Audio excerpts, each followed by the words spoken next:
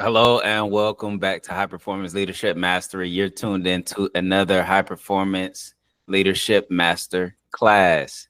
And today we are going to be talking about how to leverage the HPL chart for all of your people problems, be it skills, be it understanding how to properly place a value on those skills, how we go about doing that, how to make sure that your opportunities you create for your employees are equitable and provide mass value, and ultimately allow for those employees or associates, constituents to stay a part of your organization for a longer period of time, right? And we're going to use the HPL chart in order to get this done. Now, just in case anyone questions the validity of the HPL chart, I want to take some time and show you just how common, normal, and probably innate to your character right now the HPL journal is. You're likely already doing a lot of these things, when it comes to your interactions with human beings, especially if you're an employer and you are tasked with the responsibility of recruiting and retaining talent, right? And so this now becomes as an employer, right? I've done thousands of interviews at this point, and as an employer, there are biases that we are either aware of or unaware of, right? And it's the biases that we are unaware of that can ultimately cause the most damage, and why recruiting always has to be high touch. High touch meaning more than 5 touch points in the conversion of a candidate to being an associate or an employee within your organization, right? It will always be high touch, and it will never be something that can be outsourced, because there is so much of what makes up your ideal candidate. So much of what makes them up is in the unseen or the unheard. It's not in spoken matters. It's actually in their brain and how it functions and how it develops. And so again, all these things, right? And this is ultimately why we leverage a simple tool, because this can be complex. So we leverage a simple tool to help us get the results in it. And it's the High Performance Leadership L chart. And so again, someone that I want to reference before I go too deep into this is one of my distant mentors, Warren Buffett, and likely you've heard of him before too. So Warren Buffett likes to say it like this anytime he gives a message. He says, hey, when it comes to what we look for and what we hire for the 3 I's. They call it the 3 I's. Now we have 3 I's, but it stands for something completely different. They say, hey, we want to make sure that we hire people who are intelligent, right? Not just smart, but intelligent. And intelligent means that you have the ability to grow, to conform, right? You're not just stuck with a solid amount of information. That information can transform, it can develop into other things, right? You can learn more information. And we align intellect with high performance, which is, as you may know or may not know, high performance is speaking to skills, right? It's the science that goes into making you the best person and helping you to maximize your potential and master success. So Warren Buffett uses the word I, which stands for, in this case, IQ, which absolutely makes up the skills that you've developed up to this point, right? And when it comes to the people that you're looking in the life of, one of the things that you're grading them on is what is their intellect and their ability to solve problems, right? And so naturally, there are 3 major skill sets that we focus on inside of high performance leadership, which we'll get to at another point. But this message is just for understanding how to simply apply this L chart to your everyday life. Okay. So now this takes care of this axis here, right? Well, then now there is this question. The next thing that he says that they look for is integrity. Now, integrity is a character trait, which is displayed completely inside of leadership. Okay. And it also has to do with longevity inside of a company. All right. And obviously integrity is a character word, as we understand, but it makes up what we call EQ, right? Emotional quotient. And obviously you're looking for these things as well. You're not only looking for someone in business framework, maybe someone who can manage projects, or someone who has the ability to communicate, being internal or external, or someone who has the ability to drive revenue into your organization. But you're also looking for people with character and with a degree of empathy that allows them to get along in teams, build teams, right? And ultimately create high performance culture, a high performance environment. And you know that that has far more to do with character than it does to do with the skills, right? And obviously Warren Buffett does as well. So, and then there's one more thing that he looks for, and what he says that he looks for is initiative or drive, right? And that's just the willingness. And we have 4 different mindsets that we break down for that. One mindset that we speak often about is called a detrimental mindset, and this is a mindset that over the course of time declines. The performance or the efficiency therein of a person declines. Their mindset, because their mindset declines, and before any action there is obviously thought, right? And so then there is the person, we call this person detrimental mindset, right? They to some degree prophesy their own demise. And then you have stagnance, okay, what we call unconscious stagnance. This person is the same that they were last year and will be the same 5 years from now, because they have not chosen to utilize their mind in a way that helps them grow. They may assume that growth is automatic, and so naturally over the course of time they don't improve, they just remain the same, and they're unconscious as to how their thoughts are the main predictor of that inevitable that inevitable state of stagnance that they remain in. Next is incremental growth. And incremental growth sounds exactly like what it is, okay? An incremental mindset is someone who is enamored by the herd effect, okay?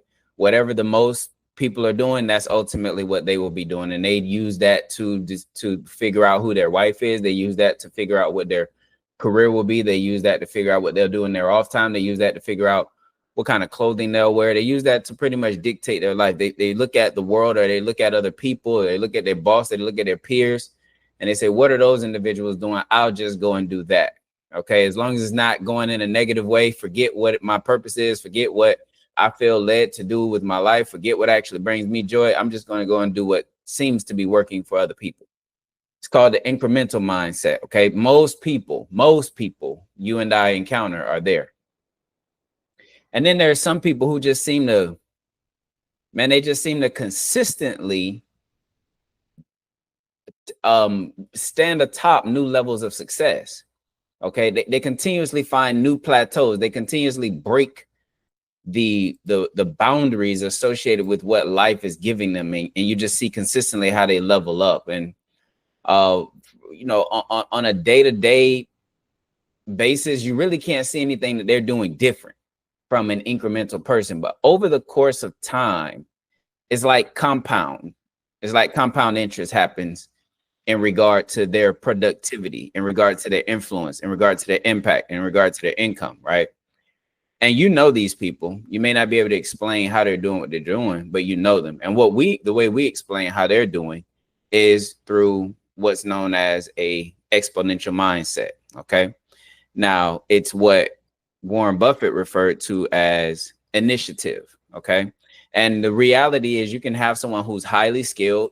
Okay. We call someone who's highly skilled, they have at least an 8 out of 10. They're qualified as a pro.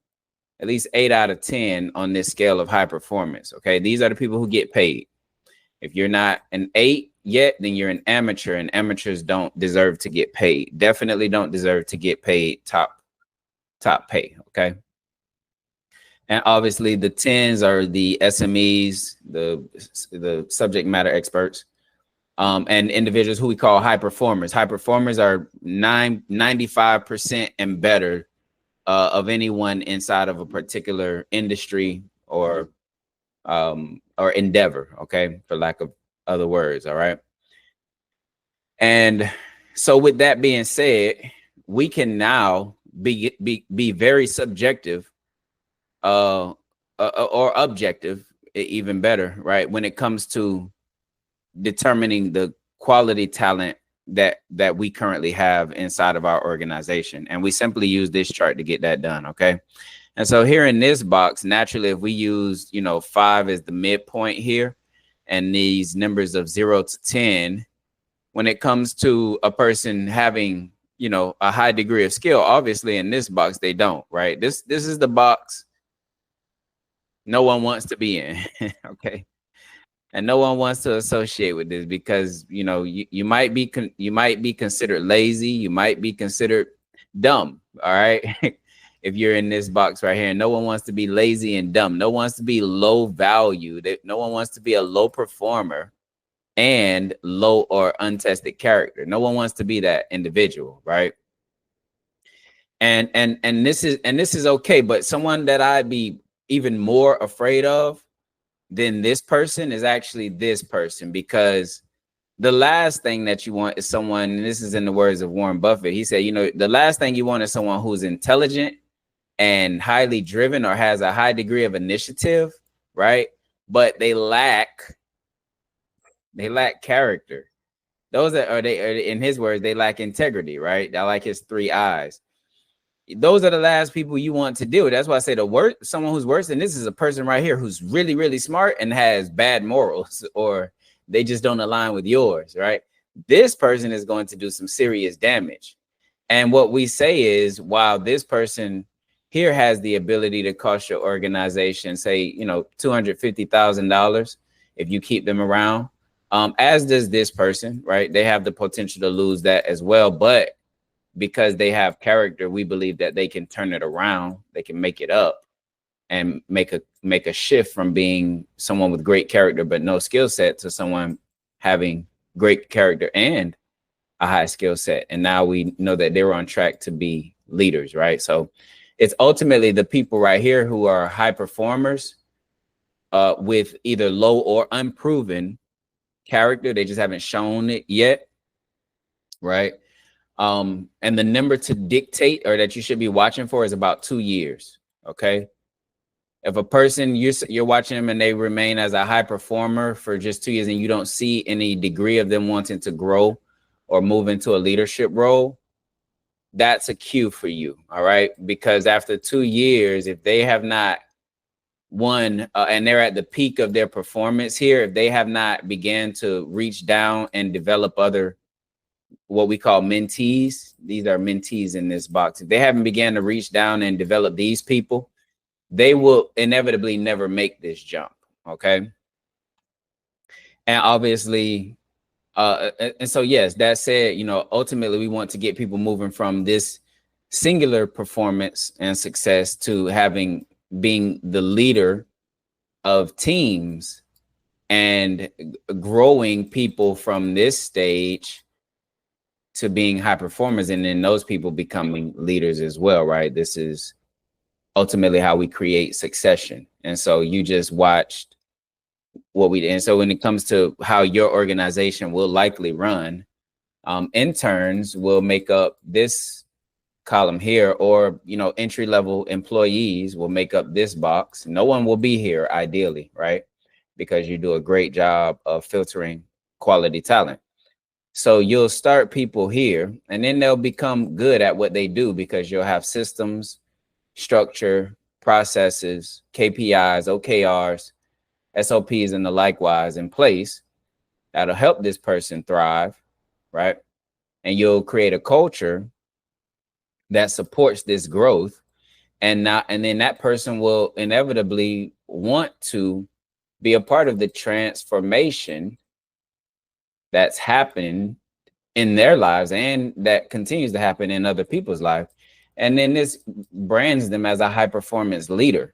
And now this person is worth $1 million plus inside of your organization, right?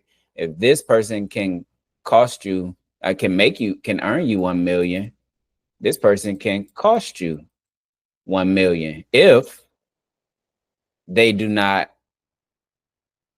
remain on track to grow. I do not believe in just a person being a high performer and sustaining inside of any organization. And we take the approach of the Department of Defense. Obviously, America has the #1 Department of Defense in the world. So what do they have to say when it comes to integrity, intelligence, and initiative, or high performance leadership? And, you know, the reason you don't know me is because many of my contracts are with the government, and we choose to partner with them because they are breeding the world's greatest high performance leaders. So get behind the people, partner with the people that have the same mission as you, right?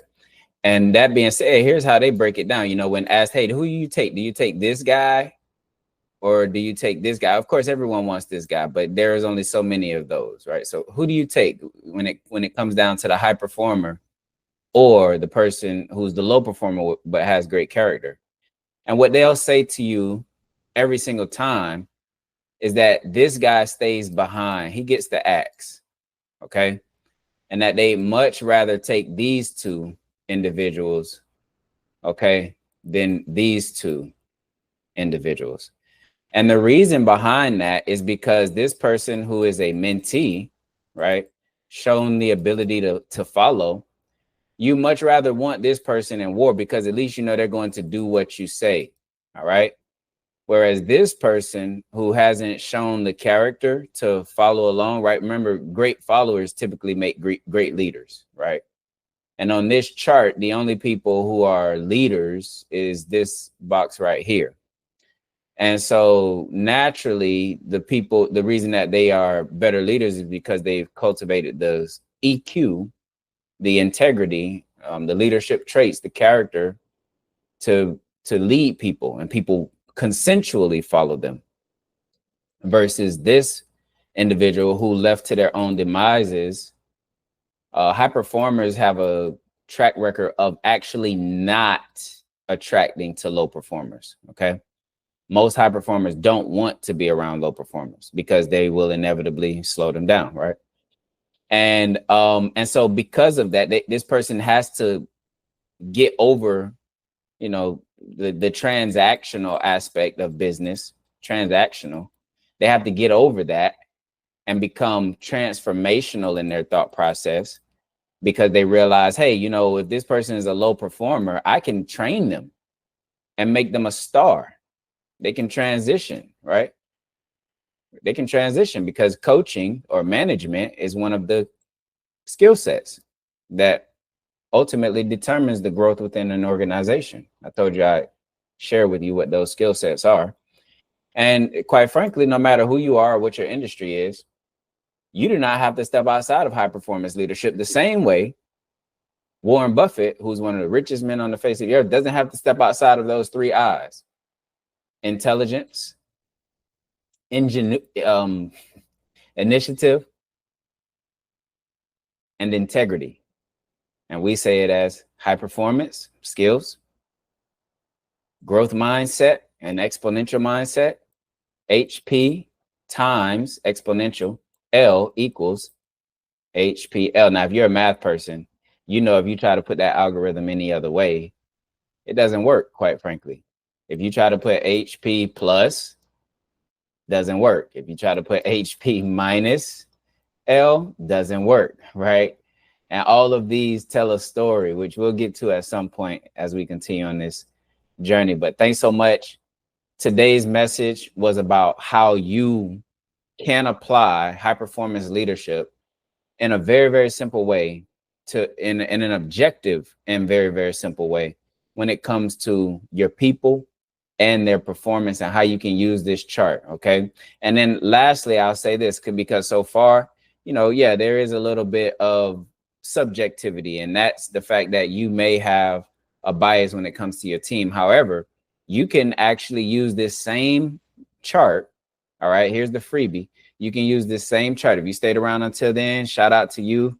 Comment below and let me know what you think. But here's what I believe is really powerful, you know, because you can easily take every person from your team and tell them to essentially rate themselves with the HPL chart. You say, hey, when it comes to your skill set, Where do you think you fall at? If they say anything less than an 8, that's a red flag for you, okay? And if they say 7, try to get them off a place of failure. You make decisions from the confidence that who you hire, you're going to have a better version of them in the future, because they will stay because you have a great culture and you have great leadership and you have a great product and you have great processes and the people, you have core values that align with the ideal candidate. So they want to stay for the next 10 years. That becomes that's a predict. If you're asking these questions, that means that it's absolutely time for you to elevate as a leader. That means it's absolutely time to lean into HPL Mastery. You should be subscribing right now, because we're going to go on this journey of building a $100 million business. And it's going to be done utilizing the HPL chart. Okay. So again, thanks so much. I'm going to continue the season. Let me know in the series. I called it a season. I'll be continuing the series. Let me know in the comments below how you all felt about this and what specifically you might want to know. I'll be diving into each one of these avatars, if you would, who the high performer is, who the low performer is, how they speak, what you should be listening for, understanding the components of leadership, what goes into that, understanding the components of high performance, and how you can develop those skills and move you along your way. So again, thanks for tuning in to High Performance Leadership Mastery. I'm Mark Niesman. You fix your crown, rule the day. I'll see you in the next episode. You can probably click it on one of the links somewhere around, and we'll talk soon. Thanks so much. Comment below if you haven't done so already, and check out the HPL assessment as well as the 360 appraisal. Talk soon. Fix your crown, rule the day.